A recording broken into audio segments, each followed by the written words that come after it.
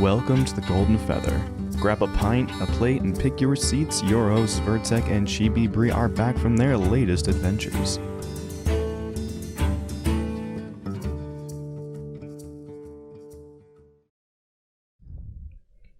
Hello everyone, and welcome back to another episode with the Golden Feather. Today we have Reckless joining us. How are you? I'm doing good. How are you, Chibi? Long time no see. Long time no see indeed. It's been a few months. Life has been busy for both of us. Absolutely. I want to congratulate you guys on the good news that I seen on the Instagram. So congratulations to that. If you guys don't know what I'm talking about, Chibi and Virtek are engaged, and it's awesome. Thank you so much. Thank you. Appreciate it. You're welcome, you guys. What has been going on with you? Any new social media stuff you're working on? Any plans for Ashes? You know what? Now that we have that information that just came out, I am super excited to get back on camera and do some, streaming with Ashes of Creation. I'm stoked about it. How about you guys? Yeah, I'm actually planning on streaming again too. I've been trying to figure out a way to step back into it. Just trying to figure out what to do all around. I'm not really into BRs, so it's not exactly my market, but still at least trying to get used to the flow of it, I guess. Yeah, I'm excited. I'm not sure if I'm going to be streaming parts of it because part of it's going to be spent looking for that Sandalaria. You know what? I'm right with you, Virtek. Forget the battles and forget the fighting and killing. I want to find that shrine. I just want to run around taking screenshots of everything. Ooh, pretty, click. Ooh, pretty, click. Yeah, I just know I don't want people watching my stream going, oh, look, he's gone there, so it's not here, and using me as a way to eliminate areas they need to check. Yeah. Apparently there's a conspiracy that it's somewhere underground.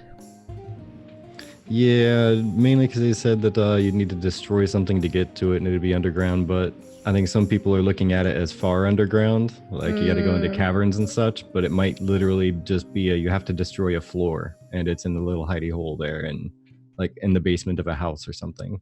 And I have a completely different outlook on it. I'm thinking mountainside. The reason why I'm thinking mountainside is because they had that help me written on the side of a mountain. And so I'm guessing maybe mountainside. Maybe there's a boulder or something that's destructible there. And I mean, technically that's underground, so you wouldn't be wrong. I mean, if they're creative enough to come up with some of the things they have in the game, I'm pretty sure they'll come up with a creative hiding place for that. So most definitely. I mean, I have some funny ideas on where it might be, but I'm not gonna mention them here in case they're right. Which they're probably not, but still. Just sneakily check them out before streaming. Yeah, exactly. I'm telling you, I'm just gonna make a big map and put it on my desk and just start red marking X's everywhere that I've been to still slowly fill in the map. That's funny. Nope, not here, X. Kind of reminds me of the opposite. For Final Fantasy, there's these treasure maps you can get, and if you decipher it, it'll bring up a map of the area and put an X in the general area where this void portal appears, and then you get sucked in, and then you have to try to make it. Apparently there's 7 floors, but I've only made it down to 3 before being kicked out. Yeah, see, the tricky part about searching that map though for Sandalia is that for one, it's a pretty big map to cover by foot. Oh yeah. Literally every square inch of it by foot is going to be pretty intense. And for 2, you got to get lucky enough to get the right tools to destroy things quickly. Can you imagine a game where instead of fighting each other, we devote our time to be okay guys, searching party, let's go. Let's figure out where this sandal is. I could definitely see that happening. But I could also see that one situation that happened in WoW where they're on a PvP open world server and they're trying to hold a I'm laughing, it's not very funny, but they're trying to hold a ceremony for one of the characters that had died, but not in game, the person that actually died. and then the PvP people that were nearby decided just to slaughter them because it's open world PvP. So it was just a little depressing. But like I can imagine something like that happening with us. Like we're all out there searching, and like we're not focused on like looking for weapons or anything, but like somebody comes up and just like starts like slaughtering us. We're like, dang it, our sandal progress. Hit the requeue button. Right. Well, I know it's not where I was last, so time to look for another spot. But Oh, it's gonna be interesting. definitely. I wonder. They said that the first person to find it would end up getting a prize. What would happen if an entire group is literally searching for it all at the same time and they all stumble upon it? Would everybody get the same prize, or would they dilute it? I think everyone would get the same price. I think it would be fair that way. I mean, if you know, a group of 4. I mean, now if you got extreme and said the whole map was looking for it together, then all right, you know. But if a group of 4 people found it together, you know, let all 4 of them get it. Why not? You know. Yeah, that's fair. I'm getting images from Spaceballs where they're combing the desert. They get all the people just in a line, just crossing the whole map, giant combs in their hands. I'm just imagining like all of us like linking arms and just like waltzing across. Okay, so aside from the test coming back up, do you have any other favorite bit of info that's been released lately? You know, besides that, there was info that was released, but unofficially. There was a little leak that happened. And honestly, for me, being new to backing a game that, you know, was still in development, and this being my first game, when I was starting to get a little depressed, like, oh, where's the content? And then I seen leaks and I'm like, oh, they're really hiding something. That's good. I'm okay now. Go ahead. I'm okay now. Yeah. You know, it's like, all right, go ahead, hide those things. At least I know that, you know, they're there. They're hidden, but they're there, and it makes me, you know, it kind of sparked a little bit of excitement for me. I'm not quite sure how Steven felt about that, but it did bring a little joy to my heart to see, you know, the beautiful artwork that was kind of leaked there. Yeah. Are you talking about like the Snapchat sneak peek, or there was a little sneak peek that I seen on Discord. Okay. And it was like some environmental, not even concept. I believe it was like actual in-game screenshots of some beautiful artwork that they have for maybe a dungeon or city ruins, and it was nice. I kind of want to just make one of those my background now. I'm just like, oh, it's so pretty. Yeah, it was beautiful. It was definitely beautiful, and hats off to those guys that worked hard to build that environment. And Steven, please don't be too mad. You know, that's the things that we miss from, you know, the Alpha Zero days, where you yourself would actually leak those type of images every now and again. So yeah, even leaks their life. I think it's one of those things that are kind of important because like, I understand the whole situation that happened previously, but the fact that they've gotten so tight-lipped about everything, it's just kind of like boring now. I'm like, I don't have any actual things that really excite me anymore. Like, I mean, don't get me wrong, I love seeing progress on how you build creatures and stuff, but I want to see like PvE progress. Like, how does the world look? Like, even if it's just a screenshot, I don't care. It's pretty, you know? Yeah. I agree with you.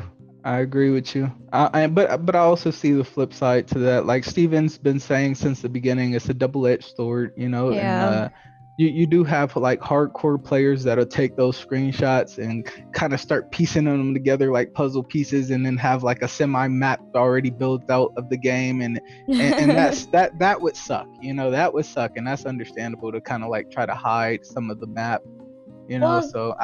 True, but I think, aren't they supposed to look different depending on like the server you're on?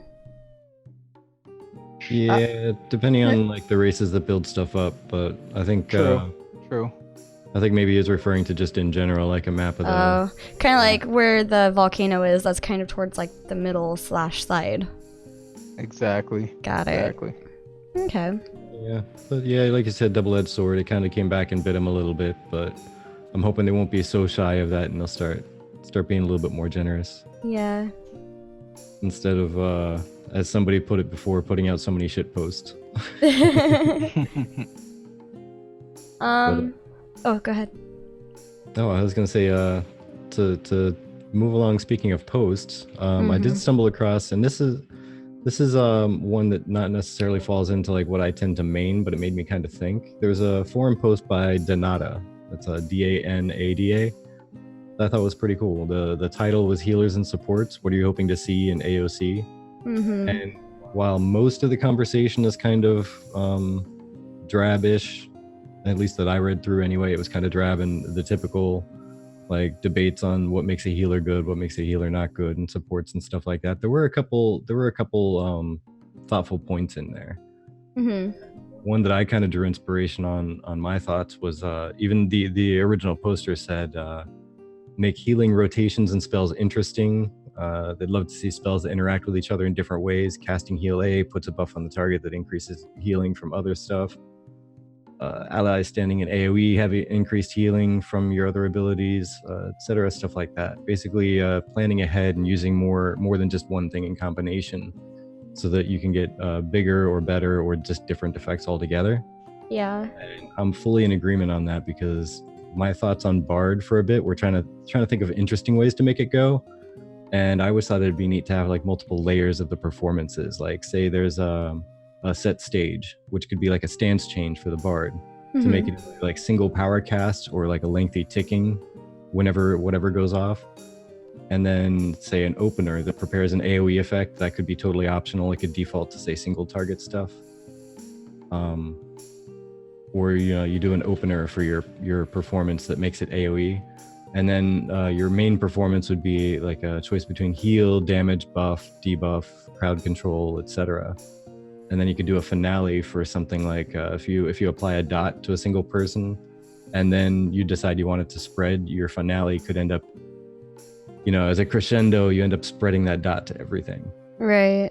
And that would kind of give a little bit of a interactive choice to the spell casting. I mean, even if you set a couple of those things to stances instead, like the AoE versus single target could be one type of stance, and then the stage set could be another one for the single instant impact or like a ticking. But then you'd still have kind of tiers on selections you can make, and you can change it as you go, and it'd be a little bit dynamic of a feel, and give you options that I think is more interesting than just this one button does all of this and this one button does all of that. Like you can almost as if you're actually crafting, a bardic tale. You're putting together pieces of a story or a song. Right. I agree with you too, Virtek. I think support classes definitely needs more attention from the developers and MMOs nowadays. They make a lot of them very simplistic, and I think adding diversity to abilities and action abilities to the healers would be something that would be game changing for AOC.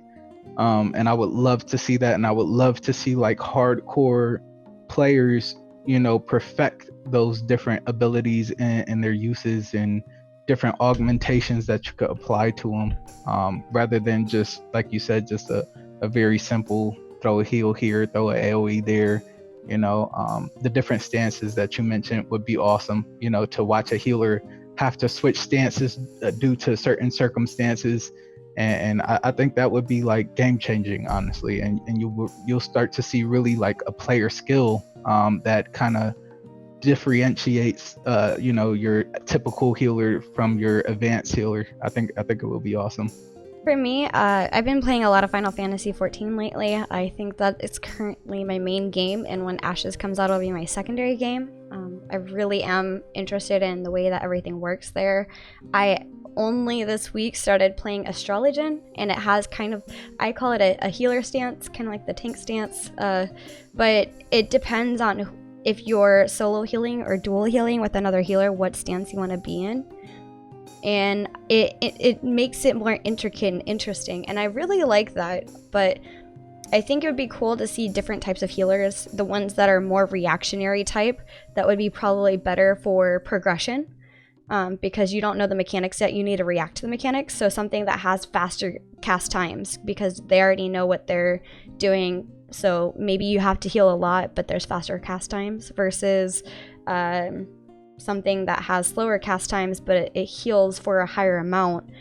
But it's one of those where you have to know the fight and kind of predict where the damage is incoming at, given whatever the boss is doing currently or the situation. If it's the same raid and the raid hasn't changed, given that, again, raids and dungeons are not live, where they kind of react to having been beaten a couple of times and change up the mechanics a little bit.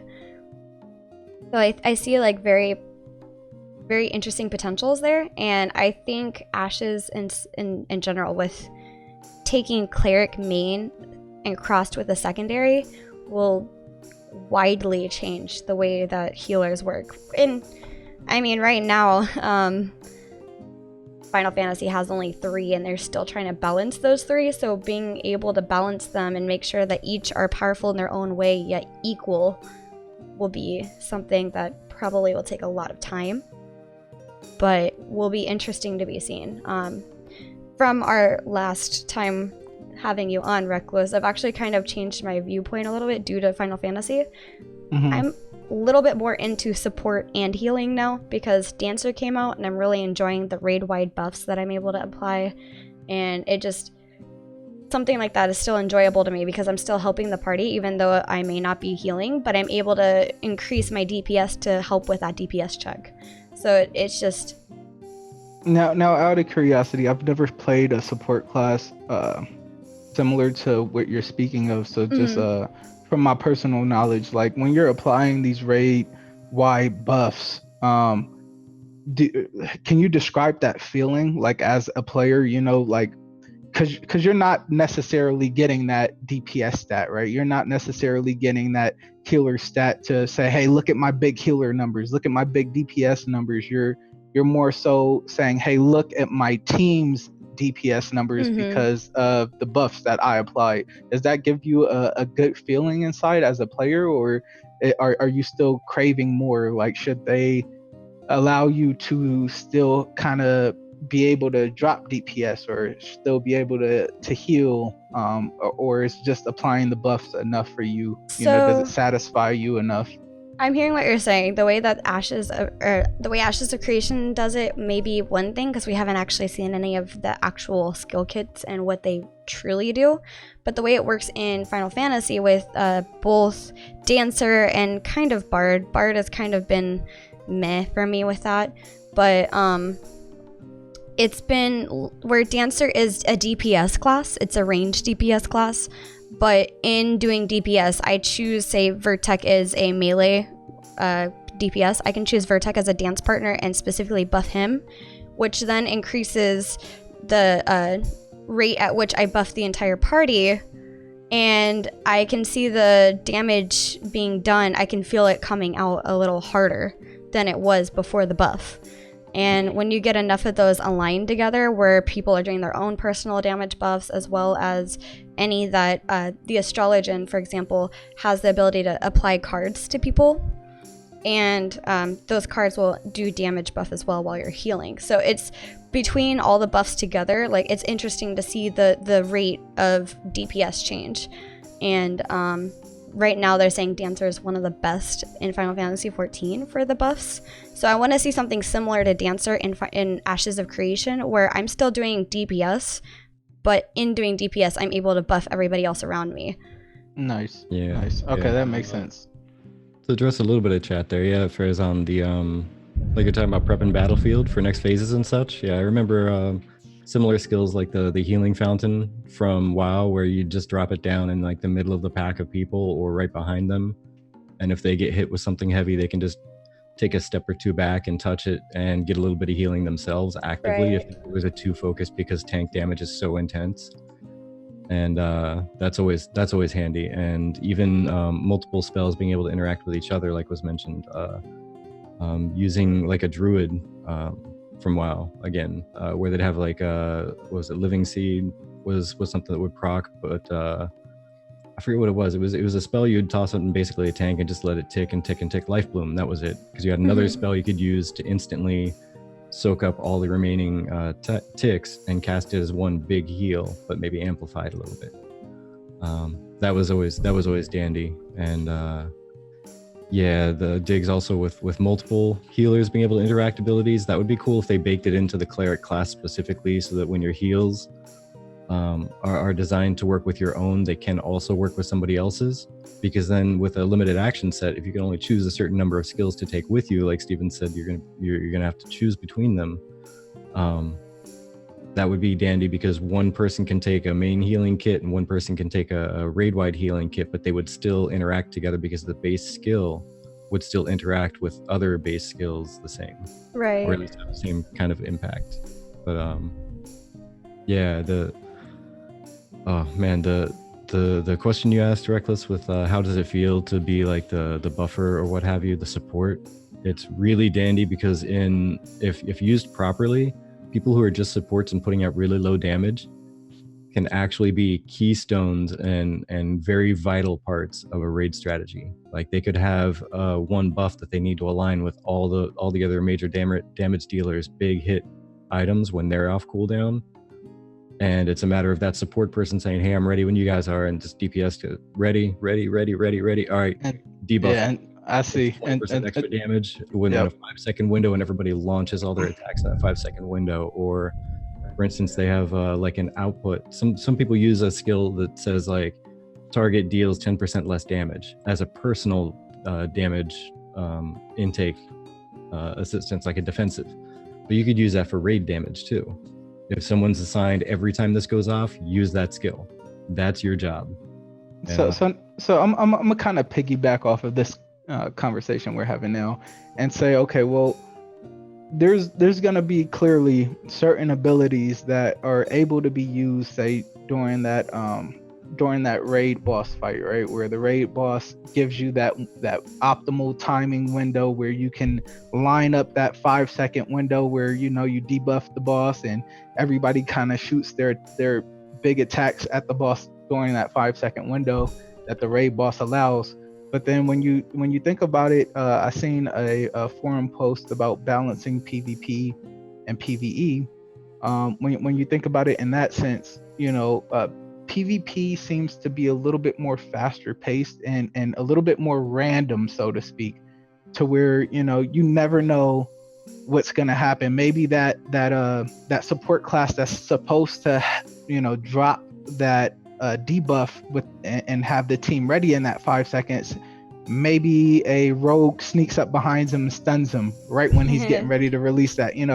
So Right. are there going to be things in place to, or are abilities going to work the same throughout the game as far as whether or not it's PvE related or PvP related? Are they going to have the systems in place to say, hey, with this channel ability, yeah, you may be able to get off this 5-second channel during a fight against a raid boss, but there's no way you're going to get this 5-second channel off against another player, because they're gonna be on you way faster than you can even get that channel ability before you could get the channel ability off. So is there going to be like well, you're in a PvP battle for a caravan, so during the battle for the caravan you have a buff to where that 5-second channel is now a 3-second channel, just because of the simple fact that it's PvP? Or are they going to say, what, it's just that's just the ability you may not want to use during PvP encounters? Like, I'm curious to see, and this is all theory crafting, Right. but I'm curious to see how they're going to handle a situation like that, because I know there was and I always refer back to Star Wars: The Old Republic. I hate to do it, but it's the main MMO that I played, and there was times where I might have played a sorcerer, but the channel ability that I wanted to use just took too long to get off during PvP instances. So it was a waste of time to even put it into my rotation, but it was a main ability, if that makes sense. So I'm kind of curious to see what what Intrepid Studios does about that, you know, and I'm curious to what you guys may think, you know, what path they may go down as far as that's concerned. Yeah, as I understand it, and Diggs kind of confirmed it. Steven said that both the armor and abilities and everything are going to remain the same from PvP to PvE, mainly because there's going to be so much focus on open world PvP. Like all the abilities, you don't want to have to change into PvP gear just to take a step, 12 feet that way and jump into a castle siege. But the way I think you might be able to change things is maybe wear different gear with different stats on it. If you can customize the gear for stats like gemming or enhancing, maybe say if you're going into a PvP area, you might want to optimize your gear for cast speed instead of cast power. Because when you're in a boss fight, you need to make sure that you're getting as much damage per second out, et cetera, et cetera. But in the PvP area, you need to get it out fast. And more so than getting an extra 10% damage, you need to be 10 or 20% faster. It's a little bit less damage over time, but it's more quickly output. Right. Stuff like that, maybe. Like customizing your gear versus getting completely different gear. Right. I can see that. I think it'll be interesting too, because I mean, as Diggs had mentioned previously, having 2 summoners together, like they already said, if you have like a given, I think maybe 8 or 10 summoners, you can summon a really big thing. But what about the smaller amounts? Can you summon something slightly larger than normal or something a little bit more powerful? Like, I think it'll be really interesting to see how roles play along with each other.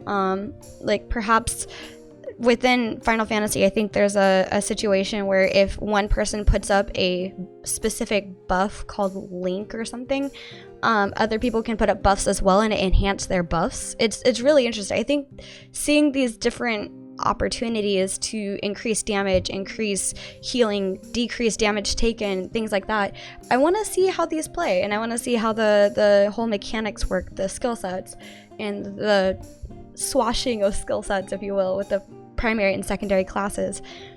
And I feel like within the first few months of alpha testing with the actual skill set classes, I want to test as many things as I can and see what seems really cool, what seems not so cool. Things that are super unique and confusing but awesome all at the same time, like Monk. But I think that there's a lot that we have questions for because we haven't been given that much information on it yet. But that's something that I feel like a whole part of our Ashes of Creation fan base is waiting to hear, because it affects not only PvE players but PvP players too. Yeah, it's going to affect the entire spectrum, really. Mm-hmm. But yeah, that's also I'm really excited to see what they do with Bard, because I say it's going to be a truly a support class, like really supporting people. So it'd be interesting if you could take and say augment other people's skills. Like for instance, you're able to spread a hot effect amongst the group. Somebody else cast it and you can then spread it to everyone else. Or if you can say cast off an AoE buff, instead of you doing direct healing, you can increase everybody's healing by a certain amount, or everybody's incoming healing. Mm-hmm. Like 50% extra healing to this person, or 10% extra healing to this AoE if you spread it out. That type of thing. That'd be really, really nifty. Yes, I think agree. it'll open up more people's eyes to playing support as well, you know? Like for me, for example, I never really considered playing a support class of that type. So that's something that, you know, may open my eyes, and I may say, you know what, I got this friend that is literally a glass cannon, and if I apply this buff to him, then he's just, the DPS is just going to be insane from this guy right now, and I know that is because of me. And you know, I could see myself getting a good feeling from that, and just watching him be able to like one shot a tank because he's a glass cannon and I applied this amazing DPS buff to him. So Yeah. Oh yeah, definitely. Like buff him with extra power, but debuff the tank, root them in place with a crowd control, and there you go. I like what Dig said. We'll probably choose different abilities depending on PvP and PvE. You might wear stun resist gear if you think you're going to get stunned. I think casting times have to be balanced for PvP, since PvP is so core of the game. Castle sieges, node sieges, guild wars, caravan raids, etc. those channel abilities can't be too slow for PvP combat, right? I mean, that being said, though, I think the other thing that Final Fantasy has helped me see is I might be more open to PvP, just not as a healer, because I get way too salty as a healer. But that's also because I've come to realize healers are the target of PvP. So if I don't want to be targeted 94/7, aka for infinity. It'll be nice if they, added abilities for tanks to make them feel more special than, in your typical MMO where, maybe they can have an ability that can, nullify the damage that you're taking to kind of make you more tanky as a healer to survive those moments that kind of make you cringe, So yeah, I would love to see them, really take their time. I don't. A lot of people are like, "Oh my gosh, push back." And for me, it's like, no, take your time. Do your research. Play scenarios out. And come up with the optimal way. Because at the end of the day, no matter how fast you rush the game out, people are gonna have something to say about it regardless. But at least you took your time. You went through the different scenarios as far as PvP, PvE. Crafting, the whole 9 yards, and really sat down and tried your best to perfect the game for us. Yeah. Sorry, I was laughing at chat. Yeah, I see it. Yeah, no, so I think that'll be one of the more interesting things, and I mean, yeah, so the whole PvP PvE balance is just very situational, and also I want to see how Ashes does Bard, because the way that Final Fantasy does Bard is interesting, but I want to see how Ashes does Bard. For me right now, I'm kind of imagining something a cross between Final Fantasy's Dancer and the Bard, where you're still doing, like, I guess the Bard you're doing like archer damage, but I could see like that being Bard Archer combo possibly, or Archer Bard, I don't know. But with the whole Bard idea in general, because usually what are Bards? They're minstrels that make music and help buff or debuff things. So I wonder if there's going to be some actual attacks or if that's going to be purely support. Yeah, I'm kind of hoping for purely support, just because there's so few games that make a class that's pure support. I mean, they're gonna have to put out some kind of damage at least, because they're gonna or need healing, low quest and whatnot. So they're gonna need to be able to do something. But I feel it should probably be one of those things where you choose your ability kit to go out and solo and do quests and such. But it shouldn't be like overpowering and healing or damaging to the point where you're gonna want to fit that role specifically in a raid environment. You're going to want to use your buffs because your buffs are so much more powerful for the group. right? You know what? You're on to something, Virtek, and I think their abilities as far as like DPS and self heals is concerned should be able to get them to end game at minimal, and maybe have a warning for new players coming in. Hey, this particular class is not a class we recommend you start with if you're new to the game. Because I've seen those type of warnings in other MMOs before, when it comes to maybe a healer or an advanced tank. So maybe have a warning like that, and then the Bard can kind of struggle or suffer through leveling and getting to endgame. But once they get to endgame, those big multiplier buffs, for DPS, those huge multiplier buffs for, output on heals, those are the things that are gonna replace, the abilities that they use to level per se, or get to end game per se, and they're gonna be replaced at end game for them, for raid content and PvP content, to where it's there's no need for them to actually drop any DPS or drop any heals. They're just a complete multiplier, and that would change the game dynamically, because as a DPS, you're like, okay, I'm fighting this guy. I would have won this battle, but he just got multiplied like out of this world, and he just stomped me. So now my strategy changes as a DPS. I'm like, okay, I got to get rid of the Bard first, because if I don't get rid of the bard, there's no way I'm gonna win this battle with this fighter, you know? Right, and that kind Okay. of changes the dynamic of PvP completely. Like, do we go after the healer or do we go after the support? Yeah, exactly what I'm getting at. Yeah. So That being said, I think given what you guys were talking about, it kind of like I was a little in my head, sorry, but Astrologian from Final Fantasy 14, I can see that as being kind of a cleric primary / support secondary, because what you do is you're primarily healing, but go after the healer. Always go after the healer. But I see the secondary from that being support because you can buff your little raid or your little party that you're with. So that kind of seems interesting, because if I'm torn between healer and support as like the main class, it may be something that I'm more interested in doing as healer / support or support / healer, where like the secondary could be I can also heal people as a buff. So it's just so many things. Go after Aegon TV first. Always. I'm the healer most of the time, so that makes sense, right? I think I'm gonna try DPS and going into PvP, because I think that might be the key for me to enjoy PvP a little more, a little less salty. Yeah. But yeah, in the realm of like boring-ish news though, that was still good, was the account services updates. Like I haven't had a chance to test it out and see if it'll work, just because I need to find someone who doesn't know of the game yet. But the referral program finally getting back set up and working again is going to be dandy. Also, you can now change your screen name apparently. Yes. I gotta play devil's advocate to this just a little bit. I mean, it's all fine and dandy, and I know a lot of the content creators that are, you know, taking this very seriously.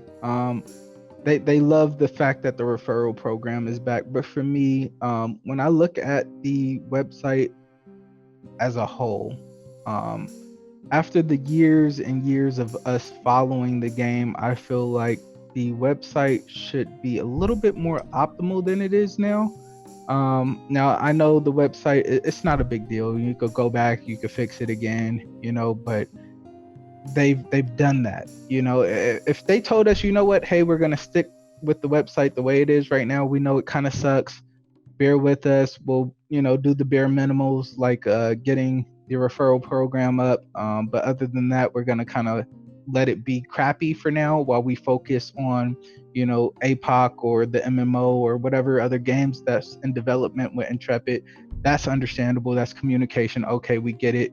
We're gonna have a crappy website for a little while you guys focus down on the actual games that you're producing through the studio. Got it.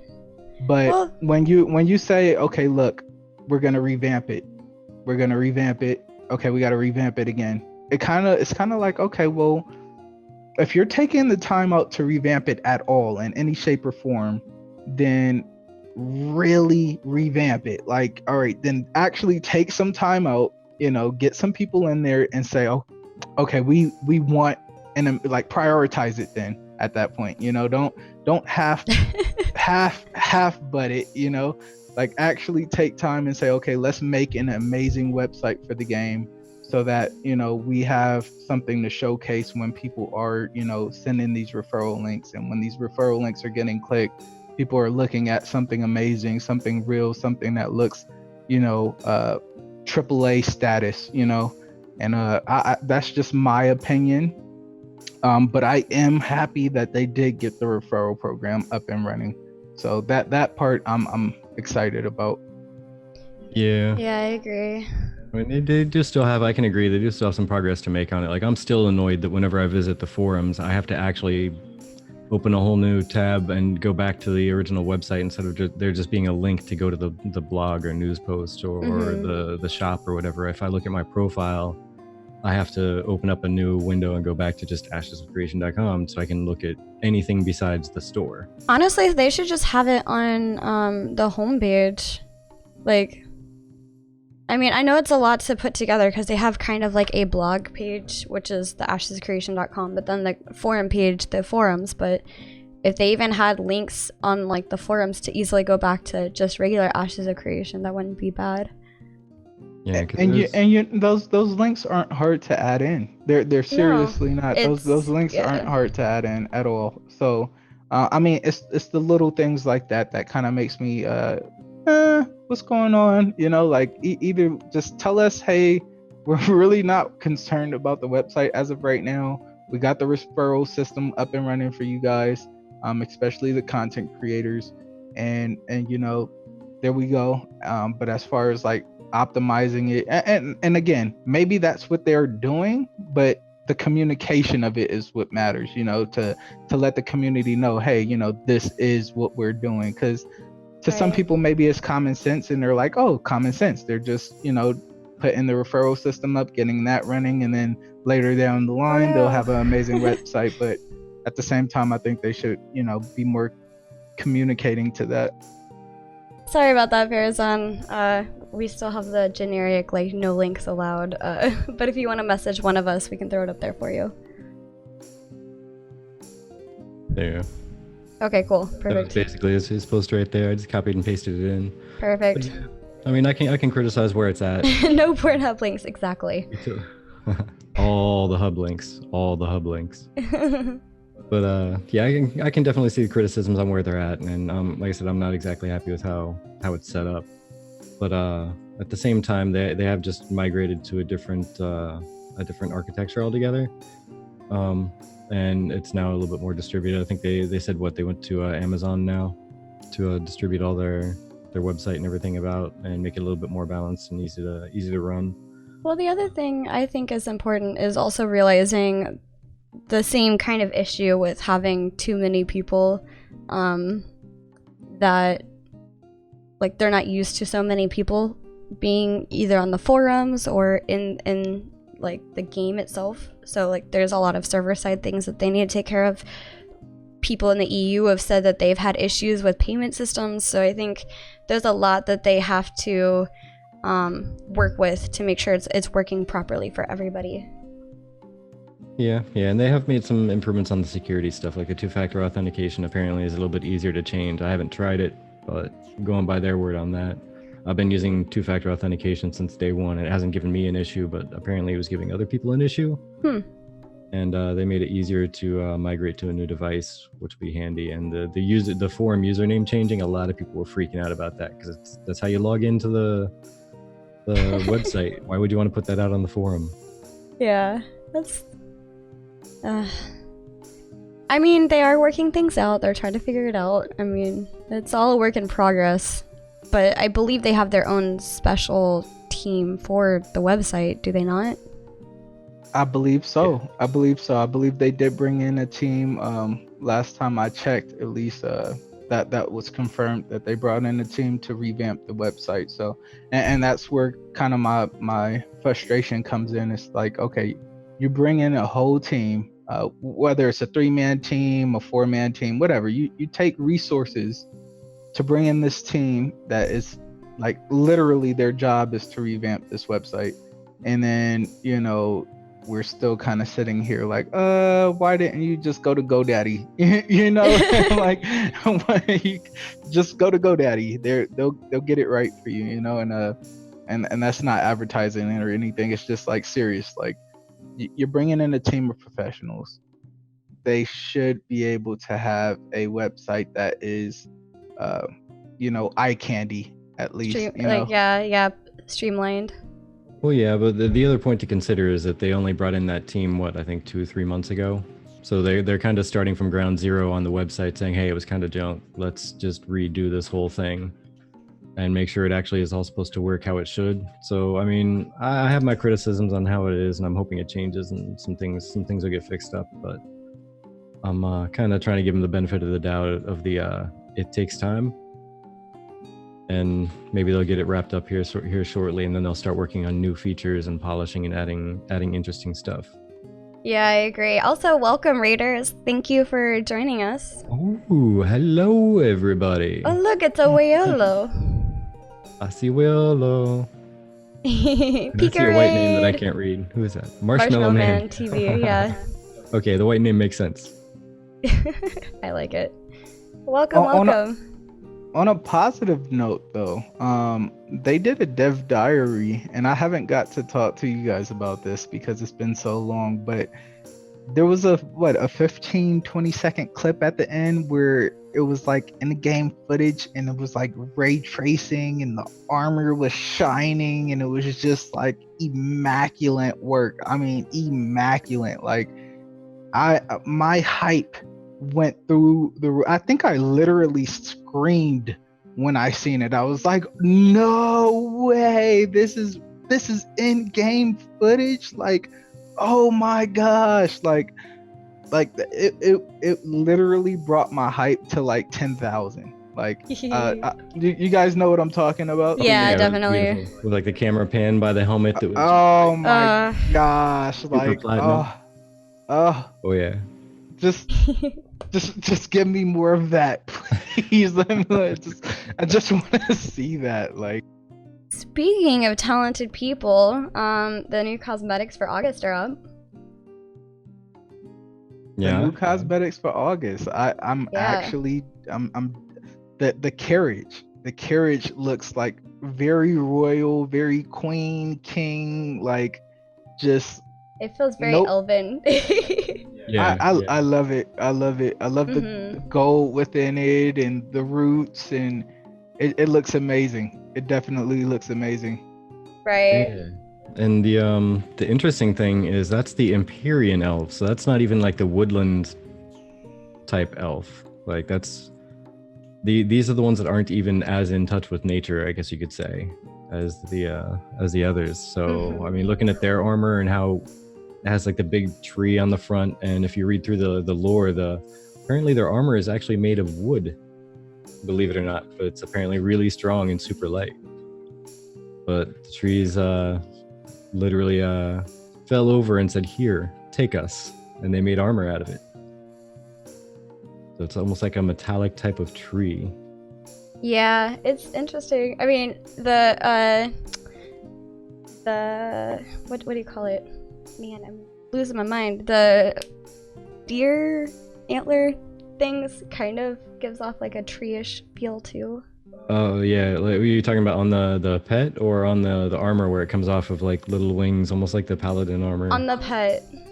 Okay, yeah. I think that's the pet. No, that's the deer thing, not the tree thing. Yeah. Oh, yeah, that wait, are you talking about the antlers? Yes. Yeah, the stag of the boughs. It kind of reminds me of like tree roots. I'm still right now, I'm like in debate about buying it because I could just imagine myself in game. And if you guys remember Halloween's cosmetic, it was like the deer, but it was like chewed up on the side and it was like the zombie deer. And so I was picturing somebody like pulling that out, as their mount, and me standing next to them and then pulling out like this magnificent like deer with like moss growing from the antlers and like just like this is that before it died. Yeah, it'd be amazing if they coded in interactions between the two specifically. Yeah, that would be pretty cool. That would. Yeah, I mean, speaking of in-game looks, Zara did just ask, when do you guys think they'll get the animations for all the pets? I'm like, I know that they showed us a few of the animations so far, but they also just released the horse, the making of the horse. If I'm completely honest with you guys, I mean, 110%, this is what I feel personally. I feel there is so much work that's done. And again, it kind of goes back to these leaks that I've seen recently. I feel like there's so much work that has already been completed that we just don't know about. I feel like a lot of animations are done. I feel like a lot of pets are literally finalized, went through the final run, approved by Steven. And again, I honestly, I always go back to what Steven said, which was, I don't want the game to feel like you've already played it when it launches. Right. And I think a lot of that is, holding back these animations, because honestly, yes, it'd be amazing to see the animation of the pets that I bought right now while I'm waiting for the game to come out. But just thinking about it, being forced to wait, and then when the game launches, and then I actually see it in game, and I'm like interacting with my pets, and it's like running around in these weird different ways and doing these different animations, and I'm just like, it'll be even more special to me. So I'm kind of in limbo. I'm kind of like, I need something, but then at the same time, it's gonna be awesome to just feel everything all at once, that rush all at once day one when the game launches. So it's just like, it's so tough following this, so tough following the development of the game. I agree. Final Fantasy 14, they recently, within the last month, dropped the Eden raids, and I didn't know that there was a minion pet until somebody did an in-game view of the minion pet where like they're interacting with it and stuff, and there wasn't any, like, it just said, hey, new minions are coming, like new things were added, but it didn't show us any photos of any of it. So when you see it for the first time, when you finish the final part of the base raid, you see this minion and you're like, oh, what is that? I want it. And then when you get it, you just like play around with it and like do different reactions to it, like pet it, poke it, see if it has any responses. And it's really cool. Like it's enthusiastic to see if you're into that stuff like I am, and I think Brickless seems to be interested in it too. But if you're not, then it's like, okay, cool, whatever, I have a minion. But I think it's really cool that the way that they're just like new stuff is added, but you don't know what stuff until you find it. I'm sorry, go ahead, Virtek. I was gonna say, I'm telling you, with all these cosmetics that they're adding to the game monthly and whatnot, like there's got to be like a playpen or like a sandbox at the starting area so that some people can log in and just sit there for the next 3 hours and play with all of them. It has to be because I mean, the different pets, the different speaking of pets and the different cosmetics, we've been getting a lot of like these huge, what seems to be huge scale like theaters and stuff like that that's coming out for the freeholds, and I'm trying to picture myself walking through the open world questing, coming along a freehold and just seeing this giant theater. Like, I'm gonna stop whatever quest I'm doing, whatever quest it is, whatever it is I was doing, I'm gonna stop and I'm gonna be like, whoa, like I gotta go check that out. It may cause me death going over there, but I gotta see it, I gotta check it out, and I think that's gonna be awesome. But I would love to see what scale of size these theaters and stadiums are gonna be. They even had, I think a while back, it was the tower for the Vec where they can gaze at the stars. It had like the big telescope at the top. I want to see the scale of that. I wish if we had like some type of idea of the scale of these things, that would be pretty awesome.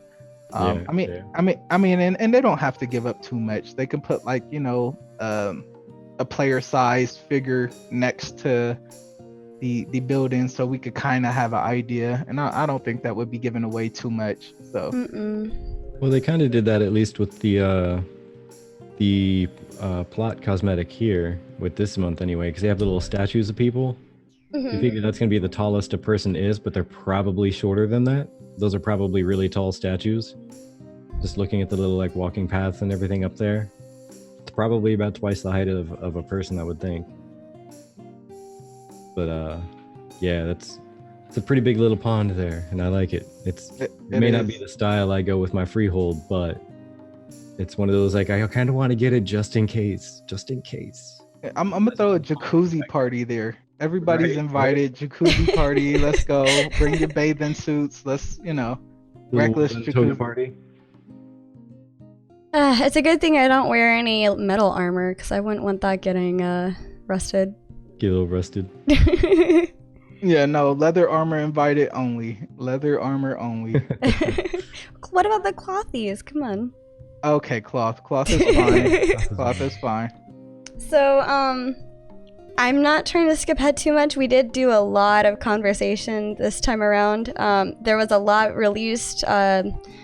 There's pet lore, there's horse lore, but the thing I want to focus on is this fan-made story as our fan focus this week. I just tweeted it out as well, so if you are just listening and you want to catch the link later, it's already out on the Twitter links and everything. But it was interesting. What are your thoughts on this?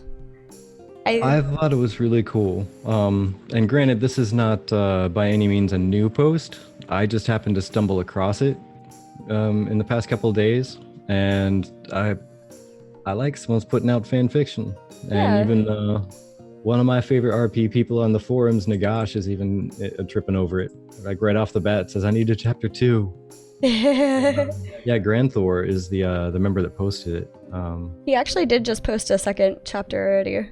Yeah, I was gonna say it started like right away typing more. So it's and actually chapter 3, like it goes on. There's plenty to read here. It's really cool.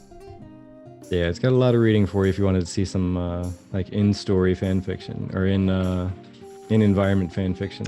Well, Waylo, somebody who is an artist could probably take response to this and make art for it, you know? And I think that's one thing I want to see in our community, because part of our purpose as a podcast is to be community oriented. While we would love to bring you information about Ashes of Creation when we get it, we also like focusing on the community aspect of Ashes of Creation, what is happening in the community, interesting things in the community, discussions, posts, etc.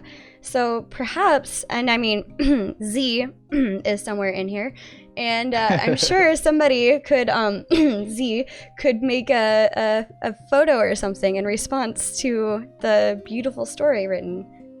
Oh hi. Oh hi. Here's Z. It's a Z. But I think it'll be interesting to see people kind of responding to each other's content like that. If I was an artist, I would totally do that, but I'm definitely not an artist. I can draw a stick man. I think that's about as far as I got.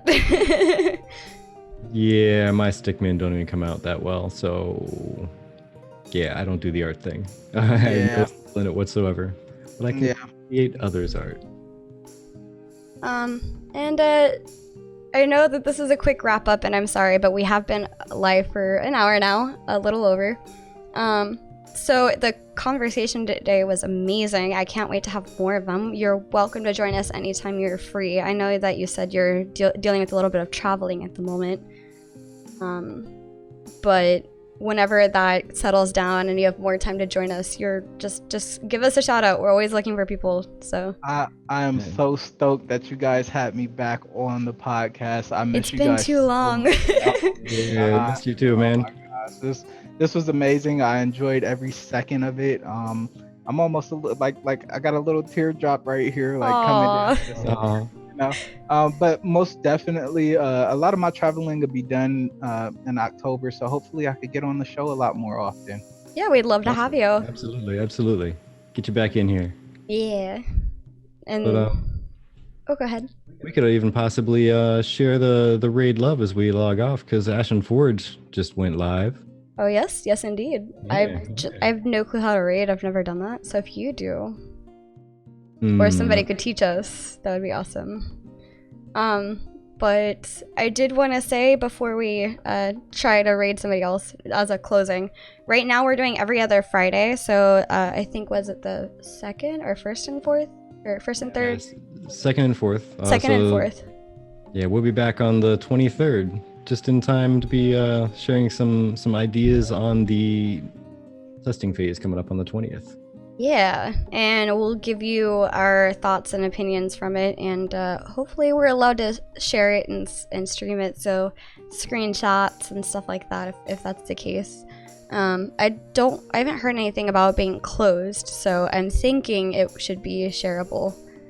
But regardless, I'm sure I'll make a little snippet of me dying like 2 seconds into the game, constantly. But yeah, or just silly ways I've died. Yeah. It's gonna be fun times. Here's hoping. I'm still holding up with my prediction. It's gonna be about 1 month of doing that stuff, and they're gonna drop into Castle Siege as long as nothing else explodes. As long as nothing else explodes, I'm still saying September we're gonna have Castle Siege. I'm hoping. That would be lovely. I would love that. We're all looking forward to it. And look, if your traveling's done by October, you'll have plenty of time for everybody else to break stuff for them to fix it, and then you come back to, round 2. You make a good point. Make a good point. You know, it's kind of like launch week with the new MMO expansion. You just kind of wait for all the bugs to go away, and then you jump in. Well, you know what? I can guarantee you guys this much. When it comes to the 20th, which is 11 days from now? Yeah. Let's say 10 days from now.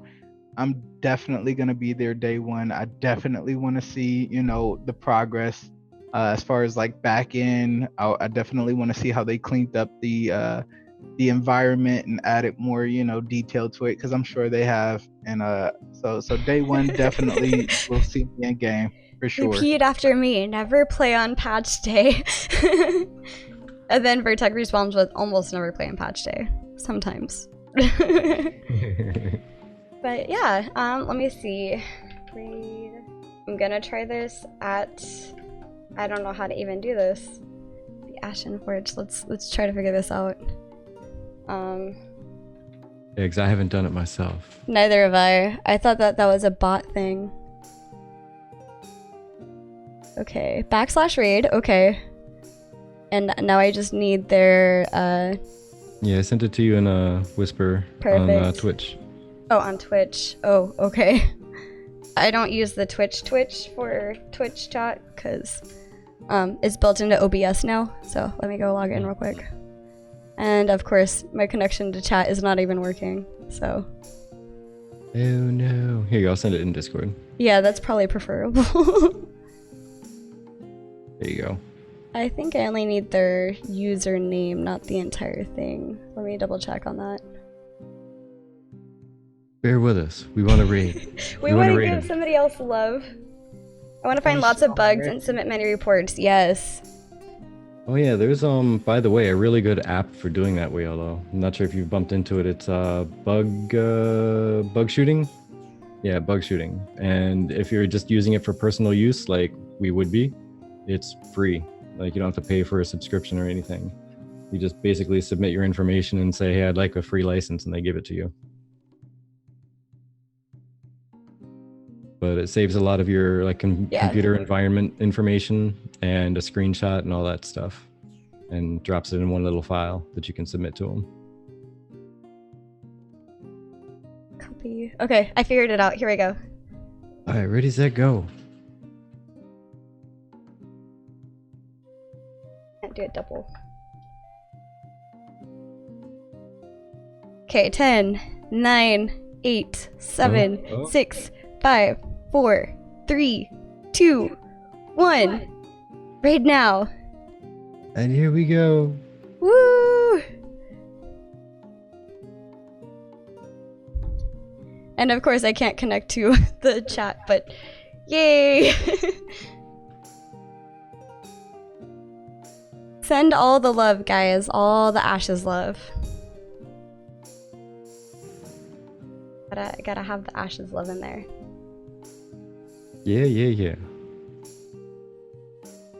There we go. Raid. We should probably get a raid emote for this channel, but I'm working on it. We're slowly getting things. Maybe if anybody out there would like to make a raid emote for us that's ashes related somehow, that would be cool. I do have our ashes love thing, so that's fun. Is that Ryan Reynolds? Nice. But thank you guys so much for joining us, and we're gonna go ahead and head out. Have a good day. Adios. Later, guys.